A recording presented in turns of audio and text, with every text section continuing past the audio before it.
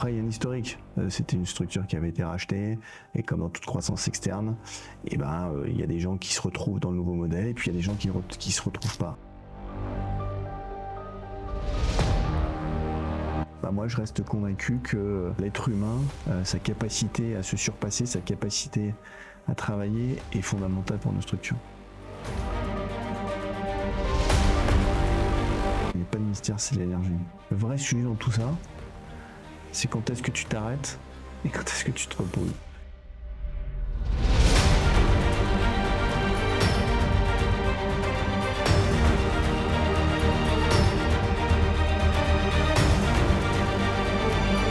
Évidemment, il y a des gens qui étaient très très compétents techniquement qui nous ont quittés, et donc on avait toujours nos contrats à délivrer, donc il fallait structurer, organiser de telle manière à ce qu'on soit en capacité de continuer à délivrer et les engagements contractuels qu'on avait. Et donc il y a un moment où le fossé est trop important, et je pense qu'on était arrivé, si tu veux, à ce moment-là.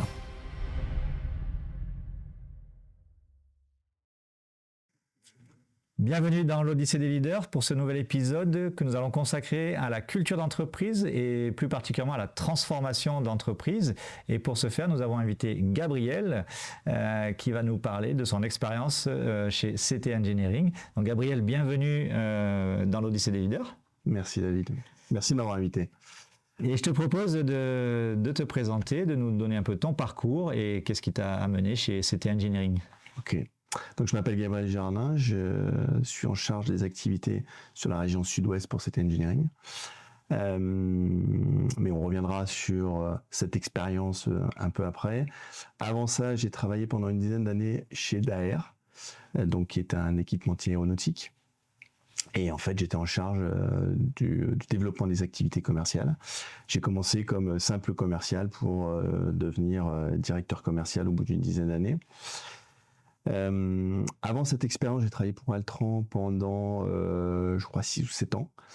Et c'est pendant cette expérience où j'ai fait ce que j'appelle mon coming out, c'est-à-dire je suis rentré comme ingénieur et j'en suis sorti comme, je faisais du business. Et cette période-là, voilà, c'est vraiment un changement fondamental où il a fallu que je change mes fondements.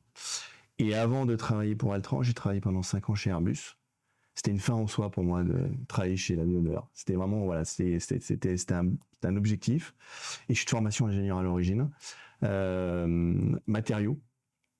Voilà, donc plutôt très technique. Ok, donc un profil technique qui a viré, entre guillemets, business aujourd'hui. Très bien. Que je suis passé du côté obscur, en fait. Ouais, c'est ça. Ça me rappelle quelqu'un. Et du coup, est-ce que tu peux nous parler de CT Engineering, donc, que tu as rejoint, dont tu diriges un site pour la région sud-ouest. Donc, nous dire l'entreprise, un peu ce qu'elle fait, et puis la prise en main de cette équipe et de ce site. Donc, CT Engineering, c'est une société d'engineering, comme son nom l'indique. C'est à peu près 2000 personnes dans le monde. On est à 450 personnes, et c'est 150 personnes sur la région sud-ouest, principalement basées à Toulouse. On a aussi un bureau à Bordeaux et un bureau à Rochefort. Et donc, moi, je suis en charge de ces trois sites. Mes métiers, c'est l'engineering. Alors, essentiellement dans le secteur aéronautique, ce qui veut dire qu'on est sur l'airframe structure, mais aussi sur les activités système. Et on a une autre activité qui est ce qu'on appelle le manufacturing engineering, ou plus précisément l'industrialisation, ce qui est bureau méthode. Donc là, on est vraiment plus proche de la production. Ce qui est assez intéressant, c'est que mon footprint, c'est l'ordre de 80% autour des éléments propulsifs, pour faire plus simple, autour des moteurs, que ce soit des avions ou des fusées. Et donc, on a décidé il y a quelques années d'investir énormément pour pouvoir préparer la transition écologique. Et donc, en fait, on a une équipe de R&D qui travaille sur la propulsion hydrogène. Okay. Et plus spécifiquement sur le stockage de l'hydrogène liquide. Juste pour information, c'est 20 Kelvin, ça fait à peu près moins de 153 degrés Celsius. Donc, c'est quand même pas forcément super simple à maintenir à cette température-là. Voilà, et sinon, c'est une structure qui appartient donc à une famille, la famille Prieto, et c'est une culture très technique, très tournée sur le technique, Et donc, voilà, ce qui va en découler derrière, c'est aussi comment est-ce qu'on s'oriente sur le business, sur développer. Parce qu'en fait, rester sur le technique, à un moment, ça peut aussi nous limiter sur notre croissance. Et donc, comment dire, le fait qu'on reste, alors je dis rang 1, en tout cas tier 1, chez nos gros clients, puisqu'il y a beaucoup de massification à l'heure actuelle, notamment chez un de mes gros clients qui est Airbus.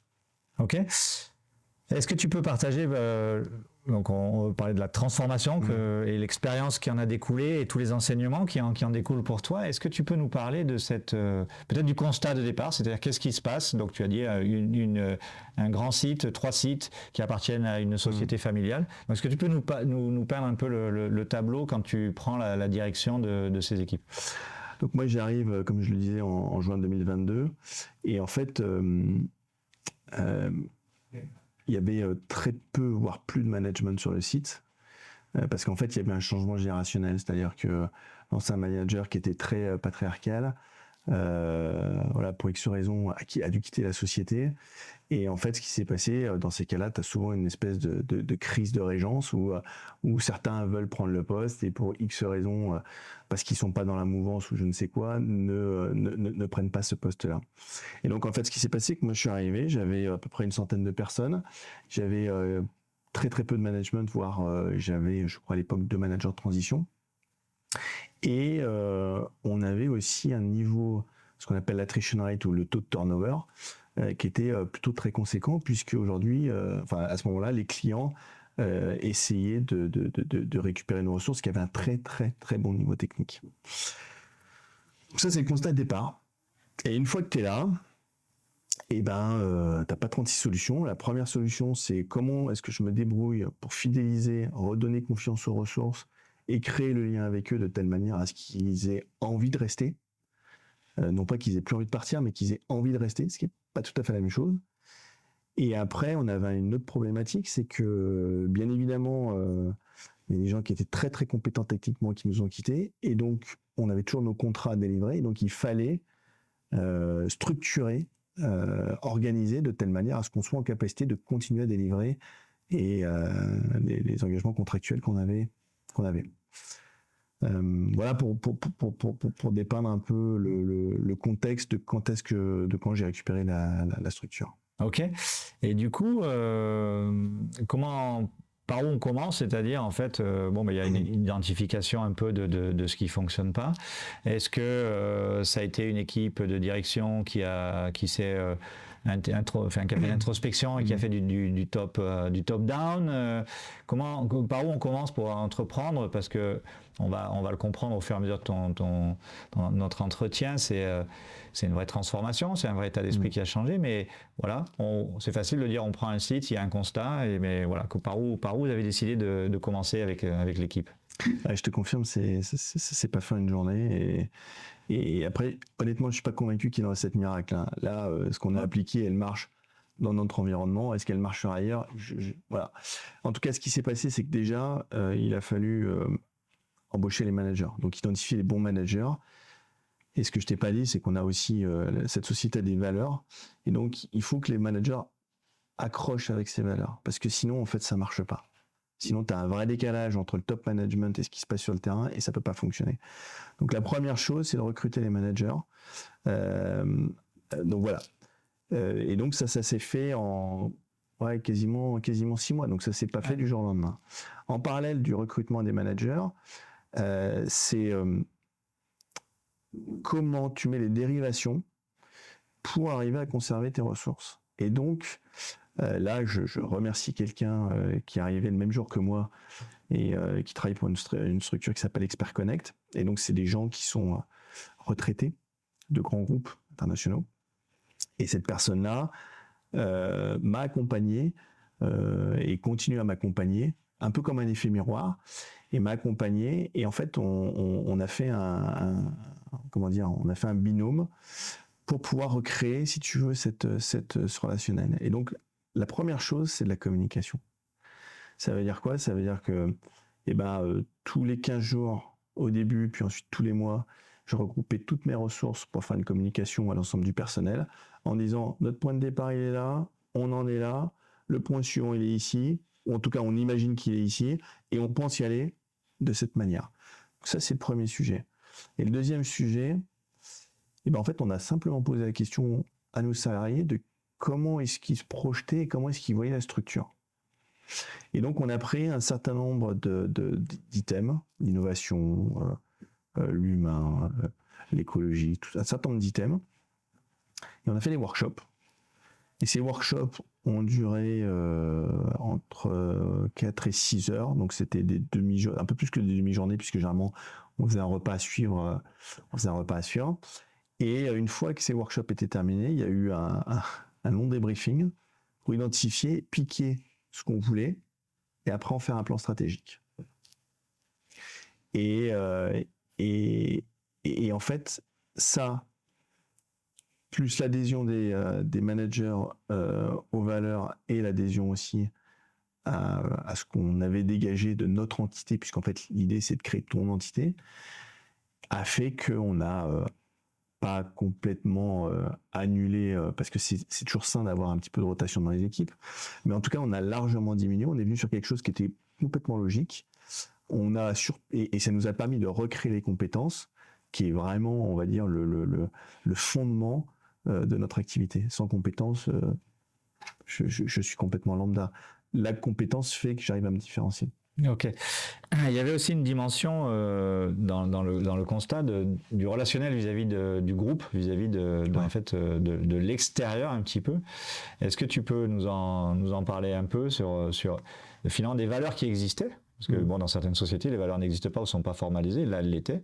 Donc peut-être elles avaient été un peu laissées de côté ou moins mises en valeur. Mais ce qui était frappant, c'était une des conséquences, c'était vis-à-vis des actionnaires. En fait, un espèce de silo d'isolation. Donc quel impact ça a eu en fait tout ce... L'impact en fait, c'est que dans ces cas-là, tu vas te dissocier justement des valeurs du groupe et tu vas te dissocier de ton top management. Et en fait, tu vas créer quelque chose qui est dissonant de ce que te demande de créer ton management. Et donc, il y a un moment où le fossé est trop important et je pense qu'on était arrivé, si tu veux, à ce moment-là. Alors après, il y a un historique. C'était une structure qui avait été rachetée et comme dans toute croissance externe, il y a des gens qui se retrouvent dans le nouveau modèle et puis il y a des gens qui se retrouvent pas. Et comme on est dans une structure qui est énormément bienveillante, forcément, l'identification d'un point bloquant et la résolution de ce point bloquant prend du temps. Et donc, c'est pour ça que moi je suis arrivé, si tu veux, à un moment où ce point bloquant a été levé. Et donc après, j'ai eu la chance de construire sur ce qui avait été construit. C'est-à-dire que moi, je suis pas arrivé en disant avant c'était pas bien, maintenant on va faire autre chose. Non. Moi, j'ai un historique, j'ai hérité de cet historique et je suis super content d'avoir hérité de ce historique parce que, en fait, j'ai eu un truc super facile. J'avais les compétences techniques, j'avais ce socle, il a fallu juste le polir, le mettre en avant de telle manière à ce que nos clients le voient et surtout l'intégralité de la place toulousaine puisse le voir. Et ça, justement, tu peux parler de ce côté image extérieure, donc c'est-à-dire là, c'est peut-être ta casquette business en fait qui s'est exprimée. Donc j'ai les compétences et je veux pas les voir fuir. Et ça se traduit au final par finalement des choses assez intéressantes au niveau extérieur et notamment en relation client et comme tu dis la place toulousaine qui a vu le changement. Donc peut-être tu peux en parler sur ce fort ADN ingénieur, ce qui a pu changer en conséquence de... J'aime bien parce que j'ai fort ADN ingénieur. En fait, vendre de l'engineering, t'as pas grand chose à montrer si tu veux, donc c'est assez abstrait. Et donc la difficulté, c'est comment tu crées quelque part une image ou en tout cas quelque chose à vendre. Je vous parlais de R&D tout à l'heure. En fait, on a cet outil qui est un superbe outil où on est, ce que je dis souvent en avant de la bouée, c'est-à-dire que on est précurseur sur cette activité, sur une niche très spécifique. Et en fait, on met ce truc en avant. Alors, ça a deux vertus. Un, c'est que tu as quelque chose à raconter, tu as une histoire à raconter. Et ce qui est le plus important dans le business, c'est une histoire à raconter. Tu as beau être le meilleur, si tu n'as pas d'histoire à raconter, en fait, tu n'intéresses personne. Donc, le fait d'avoir une histoire à raconter est juste extraordinaire.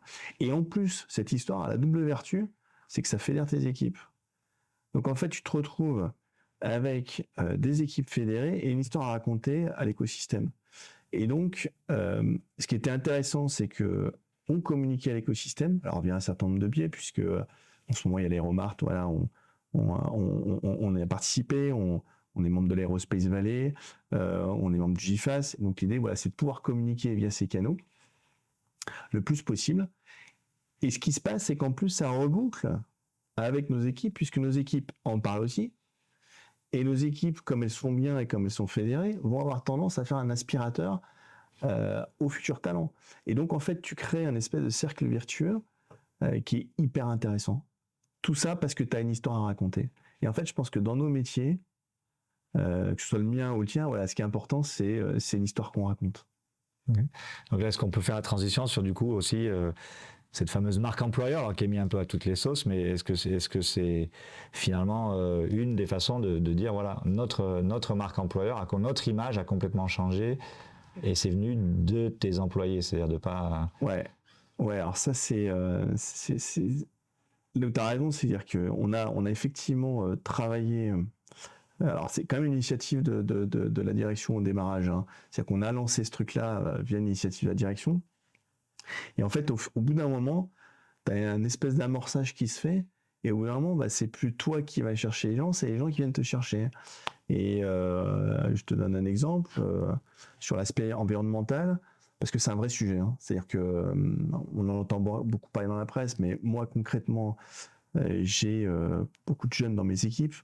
Les jeunes aujourd'hui, c'est pas de rouler avec la plus grosse voiture ou de prendre le plus l'avion qui va les intéresser. Ce qui va les intéresser, c'est qu'est-ce qu'on fait concrètement pour que demain on pollue moins. Et donc, il y a un moment, moi, sur ce truc-là, j'étais un peu sec parce qu'en plus, c'est pas trop ma génération.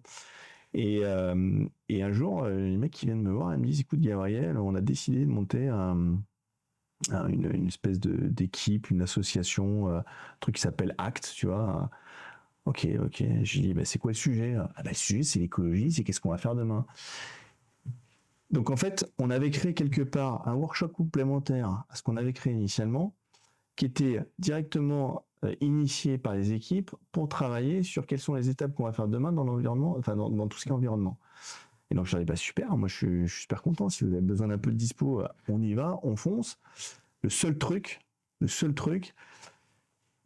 veux pas de flûte, je veux des choses concrètes. Je suis quelqu'un de pragmatique, je veux des choses concrètes. Donc c'est qu'est-ce que vous voulez mettre en place? Et donc, c'est assez drôle parce qu'on a fait notre premier... ils ont fait le premier workshop la semaine dernière sur qu'est-ce qu'on va mettre en place. Alors, ça va du welcome pack fait en bambou à qu'est-ce qu'on va mettre comme système qui va permettre d'éteindre la lumière. Et donc, du coup, voilà, c'est leur initiative. Ça, c'est super, quoi. Ouais, je comprends. Parce qu'en fait... Bon, pour revenir, ça reste des moteurs d'avion, ça reste des choses où les gens peuvent dire bon, ben, trouver du sens, faire des moteurs d'avion, ils peuvent considérer que c'est trop polluant. Bon, même si vous travaillez sur les vrais sujets, c'est pas le débat d'aujourd'hui, savoir si c'est l'hydrogène, l'électrique ou quelle sera la solution, mais en tout cas, ils ont ce besoin de sens et finalement ils l'ont résolu. En tout cas par eux-mêmes et sur des choses concrètes qu'ils maîtrisent, sans entre guillemets tuer le business en disant bon on va aller faire des moteurs ou autre chose quoi. Bon, mon job dans ce truc-là, ça a été juste, si tu veux, de canaliser un peu toute cette énergie. Et en fait, moi j'adore ça, autant canaliser, j'adore, autant être derrière à pousser les gens, c'est usant, c'est fatigant et puis c'est pas très très agréable. Alors que quand tu canalises, en fait, c'est un régal. Et tu vois, je me suis posé la question de participer à ce workshop. Et en fait, je l'ai pas fait. Alors, hein, j'avais pas forcément trop la dispo. Mais en fait, je me suis dit, eh ben non, tu vas les laisser et tu vas les laisser tranquilles, phosphorer. Parce que le fait d'avoir l'équipe de management peut des fois, tu vois, intimider certains et donc restreindre, on va dire, le niveau de communication. Donc, voilà.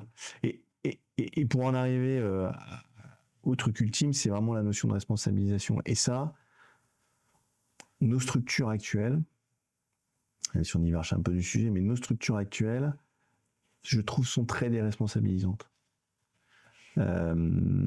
Aujourd'hui, on essaye de faire penser qu'un process est capable de faire aussi bien que du talent ou qu'une équipe de personnes motivées, bah moi je reste convaincu que voilà, l'être humain, sa capacité à se surpasser, sa capacité à travailler et de facto notre capacité à nous à le mettre dans le bon move est fondamentale pour nos structures. Ah, intéressant. Du coup, là, on a dépeint un peu un tableau peut-être très angélique, très positif, voilà, le positif. Est-ce que il y a eu des périodes difficiles et des résistances un peu, et ce qui m'intéresse, c'est pas trop de savoir quelles étaient les résistances, mais c'est comment ça se traite en fait. Comment dans une phase on essaye d'insuffler un nouvel élan, parce que c'est pas, donc c'est vrai que c'est pas une transformation, c'est un nouvel élan. Est-ce qu'il y a eu des résistances au changement, voilà, et est-ce que tu as des enseignements à partager sur voilà comment ça peut se régler? On a eu bien évidemment des résistances parce que, en fait, certaines personnes ne souhaitaient pas ce changement. Et malheureusement, soit ils trouvent leur intérêt, soit, écoute, il leur reste la solution d'aller voir si ailleurs il fait meilleur. Donc ça, c'est l'un des blocages. Et moi, quand je suis arrivé, entre le moment où tu arrives, le moment où tu mets en place tes actions et le moment où on commence à récupérer les fruits des graines qu'on a plantées, en fait, il se passe 6 mois. Donc, tu continues à avoir des fuites. Et je me souviendrai toujours, pendant cette période-là, c'est la première démission que j'ai eue qui était de mon fait. Ça m'a foutu un coup au moral. Après, il n'y a pas de mystère, hein. Sincèrement, il n'y a pas de mystère, c'est de l'énergie. Tout ça, ça te bouffe une énergie. C'est de l'énergie. Et même si tu as des trous, même si tu as des moments qui sont très très compliqués, en fait, c'est l'énergie. Le vrai sujet dans tout ça, c'est quand est-ce que tu t'arrêtes et quand est-ce que tu te reposes. Et là, aujourd'hui, on a une équipe de direction qui pousse très fort. Moi, je continue à pousser parce que c'est ma nature. Mais j'ai besoin de moments aussi où tu vois, comme aujourd'hui, là, où tu te poses un peu. Ouais, de prendre un peu de recul, quoi, parce que du coup, je voulais bonne transition. Comment tu envisages l'avenir? Quels sont les grands challenges que tu vois? Donc là, on est voilà, sur des choses qui ont marché, donc bon, des résistances à gérer, mais ça c'est ok, il n'y a pas de mystère. Quels seraient tes grands challenges? Quels sont tes prochains grands chantiers? Si on reste toujours sur cet aspect managérial et changement de culture, pour renforcer encore cette culture. Ouais. L'un des challenges, c'est que quand on a fait cette démarche-là, on était dans une période assez faste, voire très faste. Nous, on avait un problème, mais on était dans une période faste avec quelque chose qui était très moteur. Donc en fait, c'est assez simple. En fait, tu remets dans la bonne direction, tu mets un peu d'énergie et ton système y repart. Là, on est sur une phase où on est plutôt sur une stagnation, voire un peu une décroissance, voilà, qui est due à je pense, un contexte socio-économique un peu complexe à l'instant T. Et donc, c'est toute cette bonne humeur, toute cette envie, c'est comment tu arrives à la conserver malgré cette ambiance. Et ça, c'est un vrai challenge. Honnêtement, c'est un vrai challenge. Et j'ai pas encore la réponse parce que je suis en plein dedans. Voilà, tu vois, les choses sont un peu plus complexes. Il faut prendre un peu plus de temps. Les enjeux économiques sont différents. Et donc, mine de rien, t'es dans un environnement qui est moins moteur. Donc, voilà. Mon enjeu à l'instant T, et pour moi, ça, c'est une transition. C'est comment j'arrive à transiter sur une phase un peu moins glorieuse ou un peu moins faste et arriver à conserver cette ambiance-là. Mais encore une fois, je pense que le fait de responsabiliser les gens, j'espère nous accompagner dans cette transition. Ok, excellent. Ben, écoute, on vous le souhaite. Et puis, écoute, on a une tradition dans le podcast. C'est un peu notre fil rouge. Donc, c'est de parler de l'héritage de Dale Carnegie, qui est à la base. C'est à la base de tout ce qu'on vient de discuter, en fait, qui est la relation, les grands principes de relations humaines. Donc, on les partage avec nos invités. Donc, tu en as vu 30. Et est-ce que tu peux partager avec nous celui ou ceux qui résonnent avec ce que tu as pu expérimenter? Oui. Moi, il y en a, alors, je les connais pas par cœur, hein, et je veux pas te faire l'affront d'en sortir un, mais moi, il y a quelque chose dont j'ai souvenir, c'est cette notion de sincérité qui revient plusieurs fois. En fait, je trouve que la sincérité, tu l'as dans le management des équipes et surtout dans le relationnel avec tes clients. Et voilà, moi, je fais jamais de business, en fait. Je rencontre des gens et j'ai des échanges avec eux. Et à partir de là, en fait, t'es pas dans une vente ou t'es pas dans un truc forcé. Et voilà, si j'ai un truc à retenir parce que j'ai participé donc du coup à ces formations, et c'est ce truc-là, quoi, la sincérité. Essayer d'être le plus sincère possible et le plus aligné avec ses valeurs. D'accord. Qu'est-ce que ça change pour toi une fois quand on arrive à ça, qu'est-ce que ça implique? En fait, tu dors vachement bien la nuit. Là, c'est un détail, mais si en permanence tu dois te retourner pour savoir qui est derrière toi, parce que voilà, tu fais pas forcément que du positif ou en tout cas t'es pas forcément aligné avec ce que tu proposes, et du coup tu regardes en permanence derrière toi. Et moi j'ai pas besoin de ça, j'ai pas besoin de perdre de l'énergie à ça.